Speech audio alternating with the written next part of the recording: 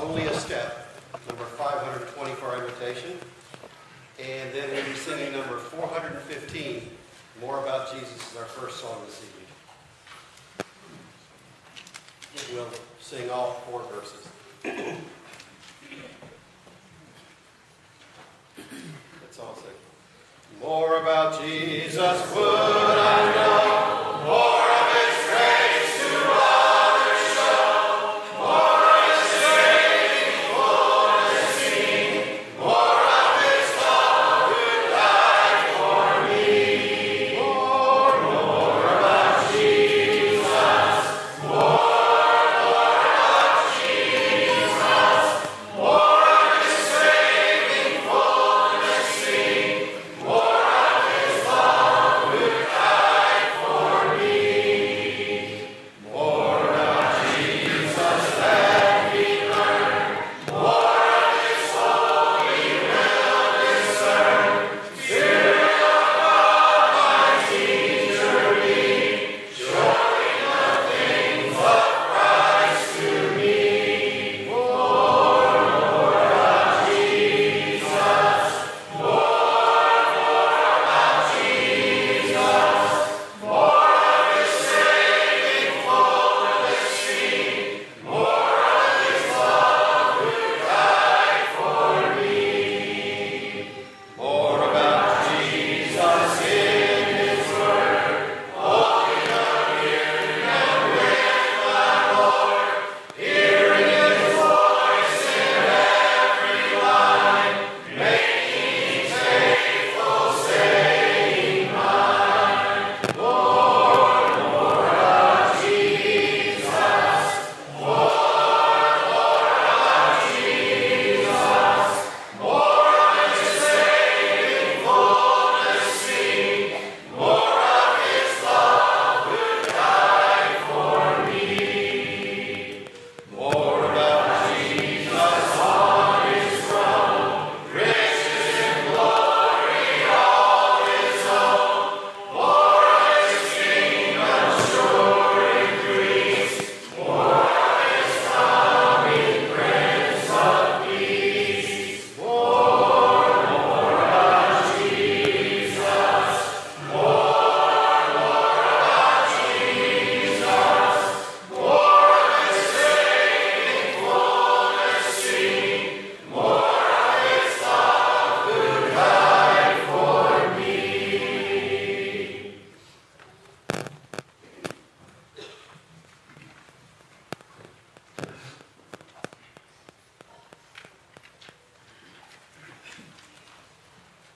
Good evening. Good evening. I'm sure I speak for most all of us, if not all of us, when I say that I've definitely been encouraged by being here tonight, by studying with you. And hopefully the things I have to say to you now are more encouragement to you. My goal for the next few minutes is to challenge you for the next week, for the next few days, till we come together again. And to do that, I'm going to tell you 2 stories. The first one you may have heard, and the second one I know we've all definitely heard. The first story I'd like to tell you is what's called the Nordstrom tire story. If you've heard of Nordstrom, they're not a tire company, they're a clothing company. I don't know how long ago, but a few years back, somewhere in the north, there was a tire store, bought a place, started a tire company there, and a man went there to buy snow tires. About a week or so later, he realized they weren't the correct tires for him. But he didn't have enough time to go return them immediately. He kept them in his garage or something like that. And once he had the free time, about a month or so later, he decided he was going to go back to this tire store and try to get a refund and return his tires. Little did he know that Nordstrom had actually bought that building because that tire company had gone out of business. So when he showed up there with his truck and his new tires that he didn't use, there was a clothing store there, and he didn't know what to do. So he decided to go inside the building, inside the Nordstrom, and ask someone in there if they could find a phone number or something for the tire company that had been there before, because he was trying to refund his tires. Well, rather than do that, the manager of that Nordstrom decided to take the guy's tires and give him the refund amount in full, because he had the receipt with him. Ever since I heard that story, I thought it was just a perfect example, especially for us as Christians, of how we should be in looking to serve others and going out of our way in acts of service. The second story I'd like to tell you is in the book of Luke in chapter 10. I'll start reading in verse 30. It says, "A man was going down from Jerusalem to Jericho, and he fell among robbers, who stripped him and beat him and departed, leaving him half dead. Now by chance a priest was going down that road, and when he saw him, he passed by on the other side. So likewise a Levite, when he came to the place and saw him, passed by on the other side. But a Samaritan, as he journeyed, came to where he was, and when he saw him, he had compassion. He went to him and bound up his wounds, pouring on oil and wine. Then he set him on his own animal and brought him to an inn and took care of him.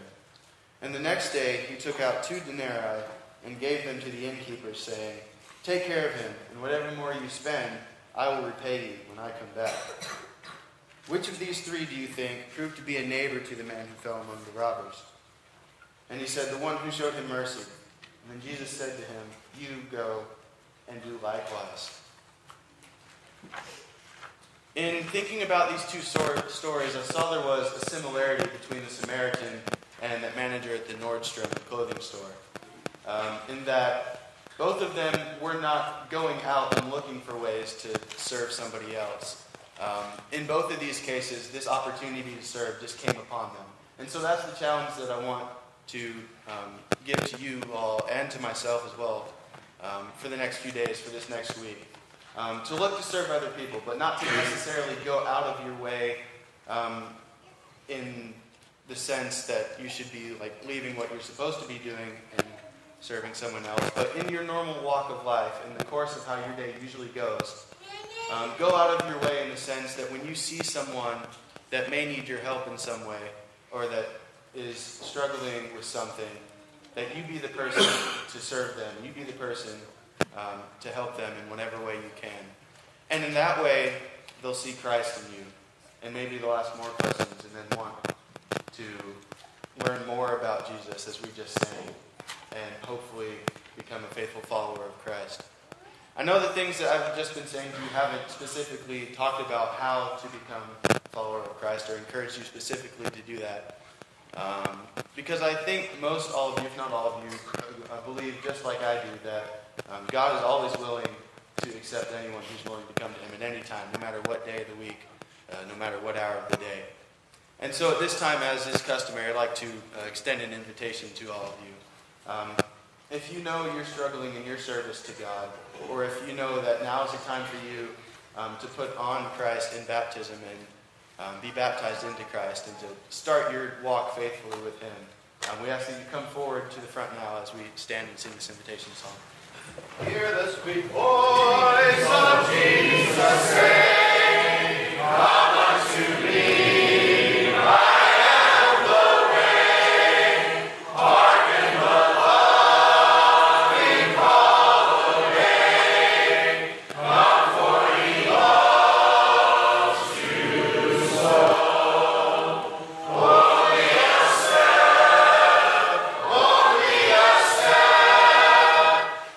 For he bled, for you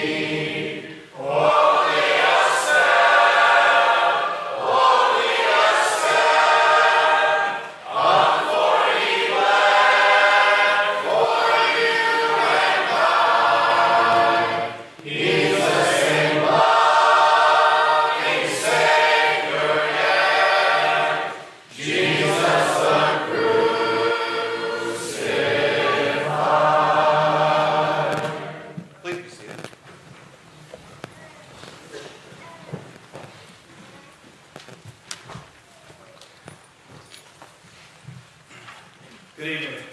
Good evening.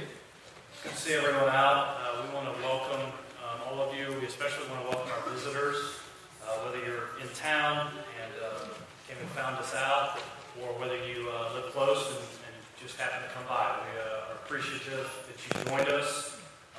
We hope you've learned and listened. And we'd love for you to come back at our next appointed time. We meet on Sundays at 9 a.m. for Bible class and at 10 a.m. for worship. So again, we'd love to see everyone back out then. Just a few announcements before we dismiss. Dwight Aleen's sister's cancer is spreading to her brain. Dwight is asking us for prayers as he and his brother go to New Jersey to spend some time with her. So let's keep the Aleen family in our prayers. Stan Hayworth is due for another cancer treatment tomorrow. So far, it appears that he's tolerated the treatment pretty well. So let's continue to pray for Stan and his treatments. Jackson Jacobs is leaving for 10 weeks of boot camp on Monday. So let's think of Jackson and pray for him and hope everything goes for the best there. The elders have extended the deadline for submitting the forms regarding the congregational meeting and the options for growth until this coming Sunday, September 23rd.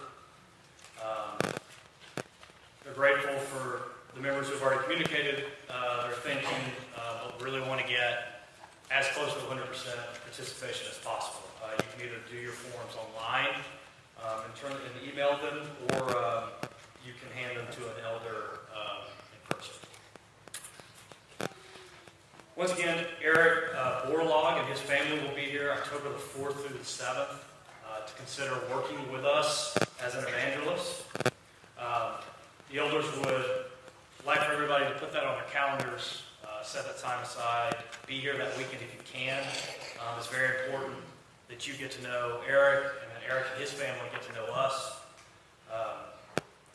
We are going to have sessions split up by groups on Friday night, Saturday morning, and 2 sessions on Saturday morning.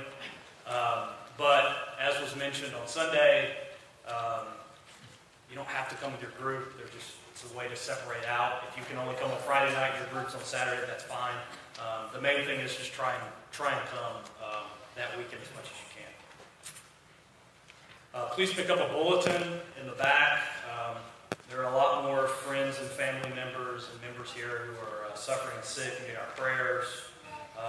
There's some meetings in the area and a list of some of our upcoming meetings. So be sure to pick up a bulletin in the foyer. And with that, please bow with me. Father, we thank you for this opportunity to come to this place. We thank you for this opportunity to go to classes and to listen and learn and discuss your word, Father. We thank you for the message we heard tonight. We ask that you will help us to remember that and take it with us, to treat people the right way and to treat people in the way that will please you. We ask that you'll be with those who were in the path of this tropical storm Florence. We ask that you will be with all those who are suffering, who are going back to homes that either don't exist or are damaged, who have nothing left. We ask that you'll comfort them, and we ask that through some way this will lead them to see you and will lead to opportunities for those there who are followers of yours, who may also be suffering to bring you to those who have never been with you, Lord. We ask that you'll be with all of us the rest of this week, that you'll help us to be shining examples to those around us, to follow you and take the things that we learned tonight with us out into the world. We ask all these things in your name. Amen.